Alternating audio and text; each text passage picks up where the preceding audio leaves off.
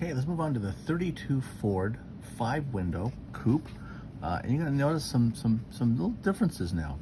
Okay, we've gone through the Model T, which is some very straight lines, very straightforward, sort of brought through by the carriage industry and wagon industry. Now by 1932, where actually cars are taking on their own automotive sensibilities or styling. Things are softer. You're seeing the advantages of a stamped steel process. Again, where manufacturing is really supporting the design of mass producing a vehicle or a product. We're seeing some subtle changes like the fenders. These are pretty flat, very simple to manufacture, much more complex to manufacture because they're softer. But you still have these sort of the iconic, sort of technology of or the carryover styling of from the early 1900s into the 1930s, the mid 1900s now, and it's the running board. We still have the spokes, but they're little spokes, and we got a larger brake, got a nice bright metal hubcap. Got some details to this, which are kind of interesting. Okay, bigger, bright, shiny front lamps. Maybe a little more expensive, obviously, a lot more expensive than probably the Model T. The country's doing well, okay? And so the 32 became really an icon of prosperity and technology. I think it was one of the first V8s were put into this car. So you're seeing the automotive industry take on its own now, okay, in terms of what cars are becoming in the culture, okay? So again, we've got the classic, here's our box.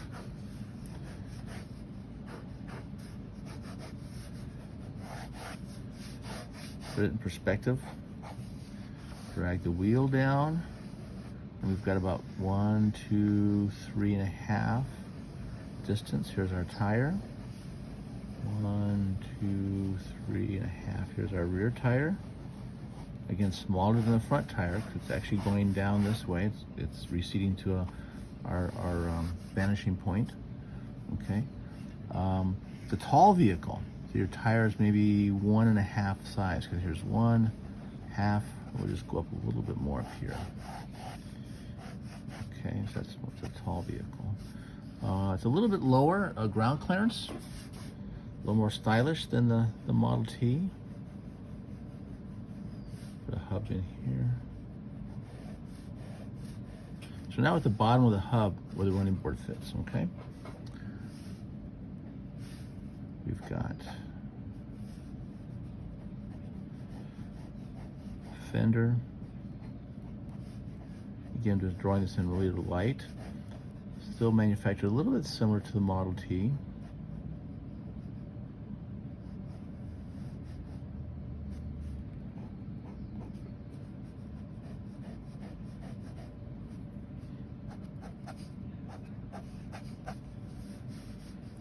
Cowl comes into here.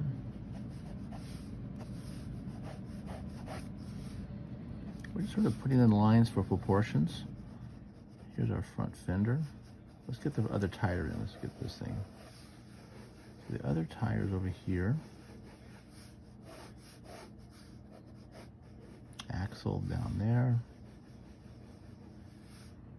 And we have a front bumper. Didn't have that on the Model Ts.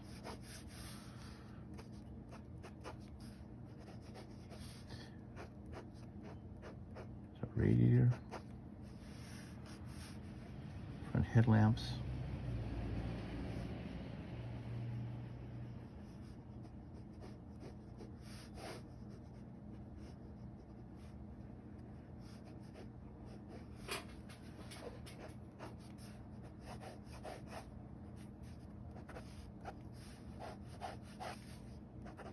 still pretty straight up and down on these A-posts.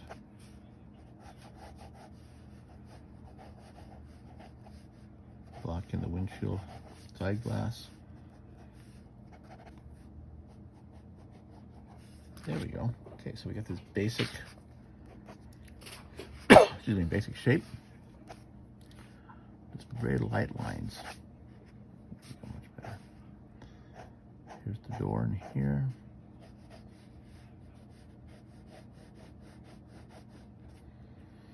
And darkening the fender just a little bit. Again, the bottom half of the car, as we saw in those pictures of manufacturing, were then This was all in pieces. This was the top part. This was the bottom fender area. There's our running board.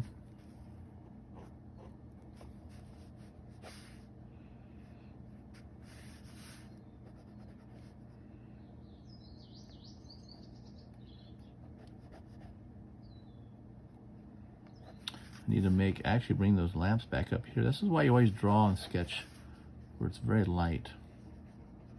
So if you have to change your direction, it doesn't disturb the whole drawing. See that?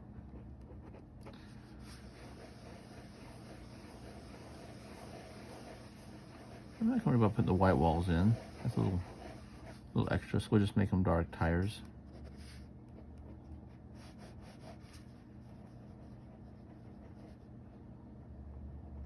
Hubcap. And now you get these little spokes.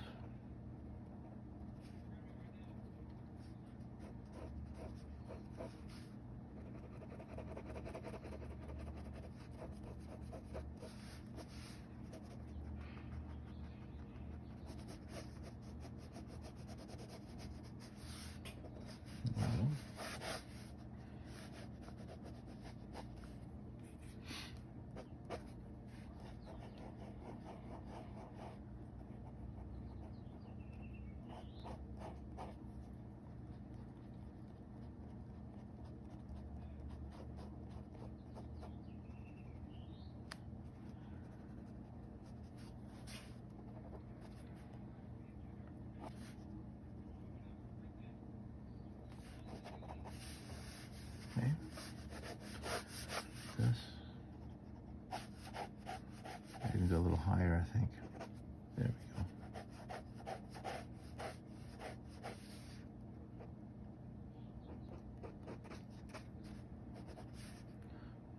Move the lamps up here a little bit. It's darker in here because it's a parabolic this way, so that's picking up the ground line color, and this is picking up the sun. So here's our light coming in this way.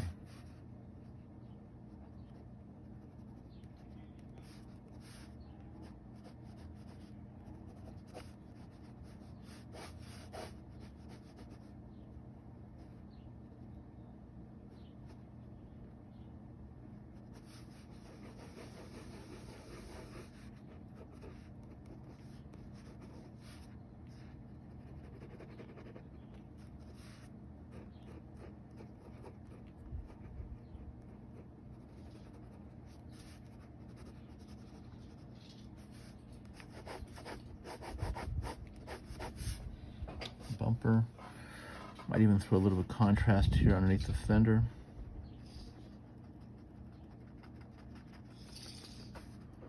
Let's see, it comes in here. Fender comes out with that. Okay, so we've got the cowl going this way. Got a little softer shapes, a little more attention to detail.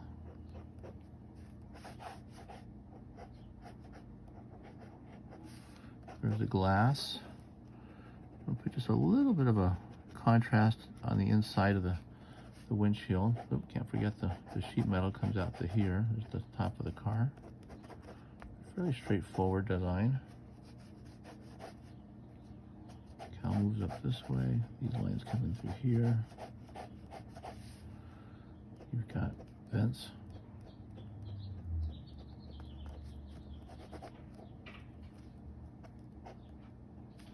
And then these little soft edges that you didn't have on the Model T.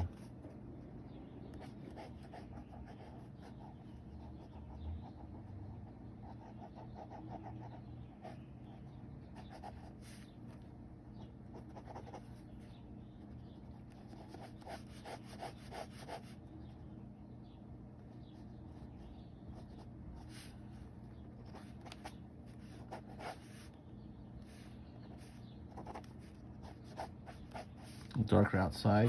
There we go.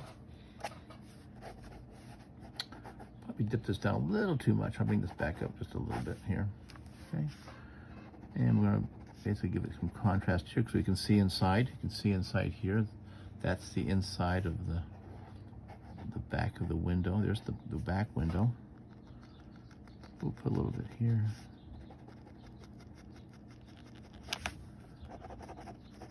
Yeah, there's our A-post, remember? A-post here, this comes around like this. Yeah, there's a little detail light here, I think. It's like a little reflector of some kind, maybe. A little horn ornament. The lines on the radiator go up and down. I don't know if we need a license plate in there or not, but we'll just put this in and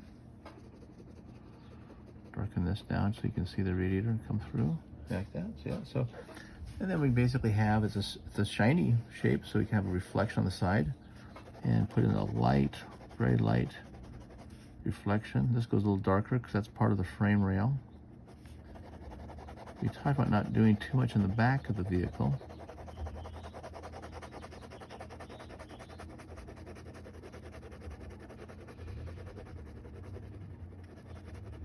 Yeah. There you go. So again, dark in the front, lighter in the back. We got a tall proportion. Still sort of that reminiscent of a boxy shape from the Model T days.